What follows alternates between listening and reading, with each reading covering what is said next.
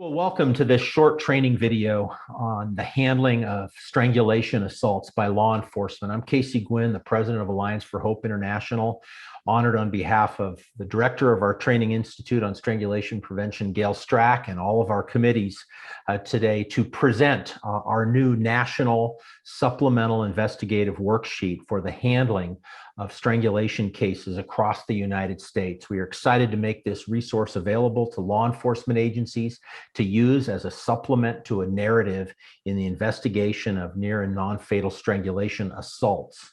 This form has the potential to really lead the effort in creating comprehensive investigations that can produce accountability for those who strangle partners in sexual assault cases, in domestic violence cases, and in other settings. So we're so excited to roll this out. I'm very excited to be joined today by Dan Rincon, Lieutenant Dan Rincon from the Scottsdale Police Department in Arizona, who led this effort to create this form after the amazing work that's been done in Maricopa County around the handling of strangulation assaults. We're also joined by Assistant District Attorney Jerry Feynman, who's also part of the Law Enforcement Committee, part of the faculty of our institute, and one of the leading prosecutors in America on the handling of these cases. And Detective Bill Hernandez from the Napa Police Department, who has also been part of developing this form and is implementing this form in his agency, as are many other agencies. So thank you all for joining us. I'm just going to ask you briefly as we prepare this video for everybody to watch, just to make a couple of quick comments as we get started on the big picture, the 30,000 foot level. Why do we need a form like this? We've been handling these cases for years in law enforcement agencies and prosecutors' offices all over America. Why do we need this form? Lieutenant Dan Rincon. Yes, the reason we need this form is, as we come to know over the years and every day, even as the dynamic of strangulation and the medical piece and all the things that have to come together, it's complex. And for one person on a low frequency basis to be able to really comprehend all the things that we need to be able to do effectively to have offender accountability and to ensure our victims are safe and get the treatment they need, this form is very much paramount for that. It allows an officer to take a look and go through these things piece by piece to have that consistency. And that's really the biggest piece, is a consistency on a very broad base. So it's not just this group or just a detective, but from a county perspective or even a state perspective, if everyone's using this form, you're going to get a very comprehensive investigation, whether it's on one side of the state or the other. And that really makes a huge impact. Great. Detective Bill Hernandez, what do you think this can mean for law enforcement officers, first responders, especially out there in the field responding to a strangulation case? It's going to help the first responders really make sure they get every single question down, and they can note it down on the form, so they don't really have to worry about missing something later on. It's really helpful. And then as a detective, it's going to prevent me from having to go out again and asking these same questions over and over again. So because it's all noted down on the form. So that's going to be really helpful to us. Great. And Assistant DA Jerry Feynman, what do you think this will mean for prosecutors and the ability to prosecute these cases? Look, this is gold for prosecutors. The law enforcement officer that's a first responder, they're dealing with lots of different things at once. Having this form is key for us as prosecutors to be able to obtain information that only the first responder is going to see. And this form, I view it as the equivalent of a DUI checklist. Essentially, you're looking for signs and symptoms. And unlike a DUI case, we're not going to get a blood alcohol level at the end of this that tells us what the end result is. We're going to have to rely on expert testimony. And this form is the key for us to obtain the evidence we need to support expert testimony. That's great. Well, Lieutenant Dan Rincon, thanks for leading this effort to create this form and then submitting this form to our Advocacy Committee at the Training Institute on Strangulation Prevention, to our Medical Committee at the Training Institute, and of course to our Legal and Law Enforcement Committee, all of whom have peer-reviewed this form and have said this form is ready to go out. So just walk us through fairly briefly, Dan, each category in this form. Why did everybody support this kind of model? And we'll show you the front and the back as we go, but just take us through it section by section. Sure. The first section of victim offender witness information, We didn't want to take too much space on this because it's going to be involved in the other part of our police reports and our RMS systems. So what we did want to hit on this area are the big things: the who, their victim, our suspect, potential witnesses, the relationship piece, and that's comprehensive. It's not just what happened today, but from the beginning of the relationship, what's led up to this, to give it context. Talks about order protections. Do they have them? Do they have one now? Are they going to get one? And again, when evidence-based wise, asking questions of who did you contact that we can talk to that's not afraid of the abuser or under the abuser's control. Great. Any other comments, Jerry or Bill, on that first section of the form? I would just say the ability to know and be able to contact the people that the victim contacted immediately after the event or the attack is huge. That leads a lot for investigators and detectives to do follow-up work later on if the line level officer can't do that at that time. Great. And don't forget, these cases are all about witnesses, witnesses, witnesses, particularly if the strangulation assault victim recants, which is very common. These are victims that have almost died. They're terrified of their perpetrator. We've got to make sure that we know, were there any witnesses? Did she call anybody? Did she talk to anybody? If we don't know that, it's going to be very hard to build a case if the victim completely recants or changes their story. So that witness piece, incredibly important. Dan, take us to the next section, the medical piece there. Short, but important. Yes, medical piece, really, sometimes we just think of the hospital. This is really from the minute we call EMS to come out to triage what we have and let them make that medical call, whether or not they go to the hospital or to a family justice center. I make sure whatever it is, it's with the medical aspect intact.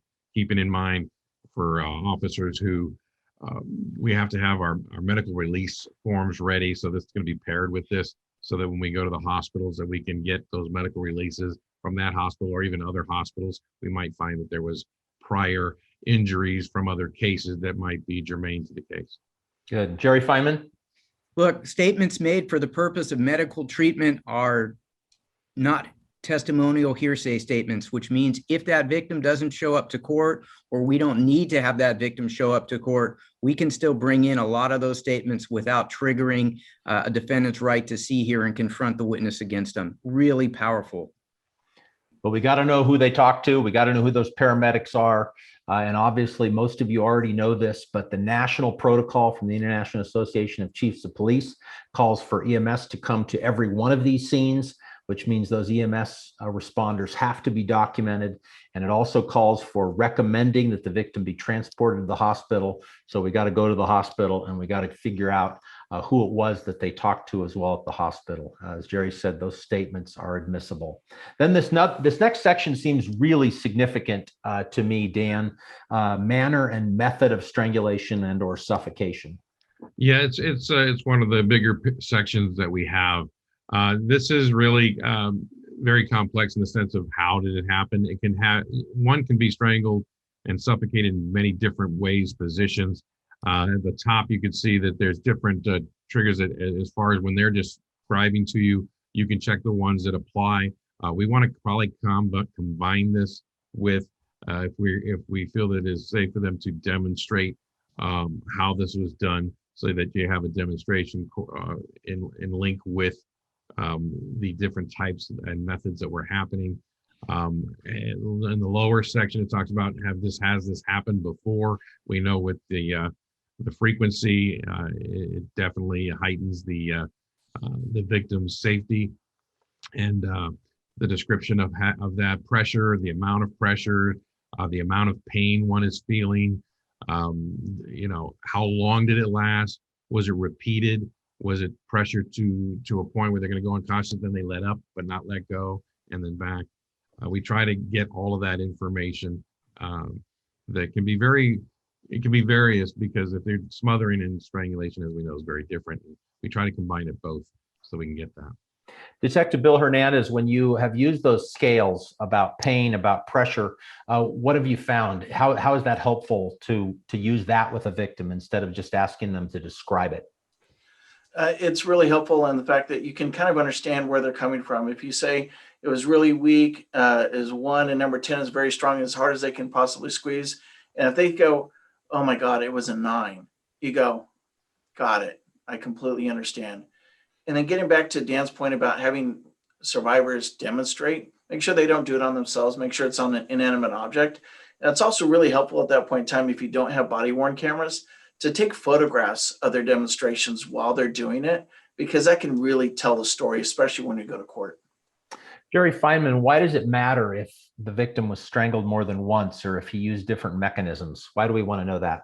Well, that's going to go to intent. It's going to tell us what is the intent of the perpetrator. It also gives us some idea as to kind of combating defenses.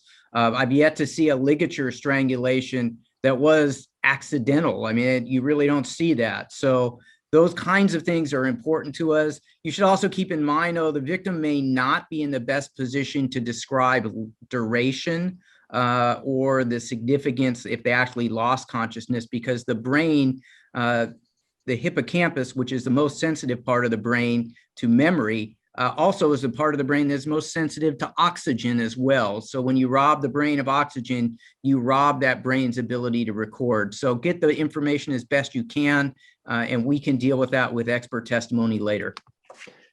And just go ahead, Dan. We also added a little area in the, on that section of victims breathing, and we made those questions more robust and a lot more. So it really just asked, instead of were you able to breathe, we went really a lot more into that. And just to emphasize, even though we've got a lot of questions there, I want to emphasize Jerry's point. When a victim is being strangled, they are losing oxygen to their brain. That means they are having a hard time remembering details. There's not only the trauma reaction, but there's the impact of asphyxia. There's certainly this impact of loss of oxygen to the hippocampus, the most sensitive part of the brain to oxygen deprivation. That's the memory center of the brain. So even though we've put in all these questions, don't be surprised if the victim has a hard time answering a lot of these questions or doesn't remember.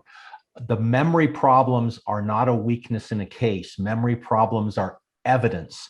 When Jerry then gets to put on an expert witness to explain why a lack of memory means that the victim had oxygen deprivation to the brain. But there are still important questions to ask, even if you can't get all of those answers put down on paper. Then there's this little section on intention and offender mental state. Dan, you just want to comment on that? Yeah, real briefly, actually was a good transition from that section to this as far as the intent. And that is, asking them, what did they feel? What did they think was going to happen to them? And again, that really is going to play a part more for down the road with the attorney as far as filing. Will that be the difference between charging attempted murder versus strangulation or along with strangulation? Again, it really can be a window to other types of crimes and their intent to do it. Good. And then Dan, talk about this next section, investigative crime scene advocacy. This area here is predominantly for a more of a, did you do this? Did you conduct a lethality assessment? If some agencies don't have them, I suggest if you don't get one, they're very important. Did we take photographs? Did we record our interviews? Did we use body worn cameras? Our crime scenes are places, they're locations, they're people, they're children, they're whoever's there. It really is just a checklist. Did we give them pamphlet advocacy paperwork that gives them resources of who to call next and what to do next? And really important, friends, to everybody using this form, this is not the same as just your typical push, shove, slap case. We all know that stranglers are the killers of America. Stranglers are the killers of women. Stranglers are the killers of police officers in this country. It matters that we dive this deep on the advocacy piece, on getting information to victims, on all of the follow-up, on the risk assessment. So that's why we're reminding you of those things. We know that if a victim's been strangled once, she's at least 7 or 50% more likely to later be killed by that man. So we got to make sure that all those pieces that Dan talked about around advocacy and follow-up happen in these cases. So let's switch to the back of the form. We've got a whole section here, diagramming and symptoms. Dan, talk a little bit about symptoms first. The symptoms are things, we don't see them. Symptoms are something we can't see. It's something we have to inquire about to understand, like a doctor. When you go to the doctor can't just see the problem. He has to ask several questions. This is the same concept. If you look at the form, you'll see that the description area is large. You can write quotes, observations, and that was something we took from our law enforcement committee, that they really wanted an area that we can do. We also have it during, after, unsure, because again, like Jerry said, the memory aspect might be affected, and a no, because we also want to make sure that we actually answer the question. If they didn't do it, then you just mark no. That's the symptom area. Jerry? Yeah, I think it's really important when you use a form like this, if you're not covering a particular area, you want to indicate did not cover or did not have a response, or make some sort of notation to it. And the reason is you might remember why you didn't cover it at the time of the incident, but 6 months later, when you're in court and you're on the witness stand and you got a defense attorney cross-examining you, you're going to be grateful that you put down on that form the reason why you stopped asking questions, did not answer, victim transported by EMS. That kind of thing will be really powerful and will save you, the officer, on the witness stand. And Jerry, just give officers a couple examples, will you, of why these symptoms can become so relevant in a courtroom if they document them, how you can actually use an expert witness to make sure that the jury understands those symptoms are really significant in establishing that there was a strangulation assault. Sure. Well, a victim might be able to feign that they were strangled. They could lie and tell an officer that they were strangled, but it'd be very unusual with an expert witness that they would have these signs and symptoms available to them, and they could describe that they had this ringing in their ears. They could describe that everything in their eyesight started to go black and they saw spots, and that they heard this rushing sound, and that they've had difficulty swallowing 3 days later. All of those kinds of things are the kinds of symptoms that are indicative of somebody who's been strangled. Just like we can put all those symptoms together in a driving under the influence case, and we can indicate that the red watery eyes are not the result of swimming in a chlorinated pool, right? So we want to pull this together, and that helps us to prove our case. And with expert testimony, these cases become rock solid. Great. So Dan, talk a little bit about visible injuries, or what we call signs, things you can objectively observe. Sure. Yeah. The visible signs, we limited from basically from the shoulder up. Again, spacers of the premium. We understand that police officers around the country, we don't carry we carry a lot of paperwork, but one page, two-sided was very key for our success. It's very similar. We make reference, and Jerry's made several already today with DUIs, which is a more higher frequency type of investigation, and taking those same principles to this. And using all the visible signs from the head to the shoulders, but keeping in mind that we still are going to want to do a head to toe examination of that individual, because when you fall, you can get bruises at other places of your body, not just your head or your neck. And even with the symptoms above, we listed them from the very top of the head on down. And then Bill, just talk a little about, in your experience as a detective, what's been beneficial about marking this stuff on a body diagram, particularly injuries that you can actually visibly see versus taking photographs. What's the importance of a body diagram as part of this? It shows the location of each individual injury, because sometimes when you're taking photographs of a victim's injury, if you're not skilled, if you haven't done the mid-range, distance, and then close-up with and without scale, you may not remember exactly where that injury is located. And it can kind of also show somebody who's looking at the form kind of a total damage to this person's body and how many injuries they actually have. If you can see they've got a ligature mark here, they've got petechia in one eye, they've got swelling here, they've got a cut above their eye. You can see all of these things in just one photograph, and it's all diagrammed out. And then Jerry, obviously, we know from all of our work in this that victims could be strangled almost to death and have no visible injury at all. They may have none of these signs or markings on their body, and yet they may have almost died. Yeah, absolutely. In fact, in all of the studies that have been done, roughly half of all strangulation victims don't have any visible signs of external injury, and we're talking about non-fatals. We've seen a number of fatal strangulations where there are no visible external injuries. Even when you have the visible external injuries, what we have seen is that those injuries are often very slight, and what untrained eyes may look at and say, well, that's not really anything at all. So the fact that you have this form and you have the ability to kind of mark this down and show by making an X or making dots where you see the petechia, that helps us to discern whether those exist. And petechia will go away. So if it's a freckle or something, then the freckle will remain, but petechia will go away. So if you're marking the spots, even if they don't show up in your photograph, if we come back to that victim later and we look at those injuries, we look at the face again, and now those spots are gone, then we can say that was petechia and not a freckle. Gentlemen, thank you for your assistance. Thank you for putting this together today with us. Friends, this is not a replacement for a narrative. It doesn't include everything that needs to be done in these cases, things like photograph, things like a suspect examination, obviously comprehensive victim interviews, but it's intended to be a guide to help you work through these cases, on-scene investigation, to be able to assist detectives when they do the follow-up and knowing what you were able to do, what you weren't able to do, what you did see, what you didn't see. We believe this can be a game changer in saving the lives of those who are experiencing neck compression when they show up in your caseload, and you have the opportunity to use this form to document a case that can ultimately hold that individual accountable.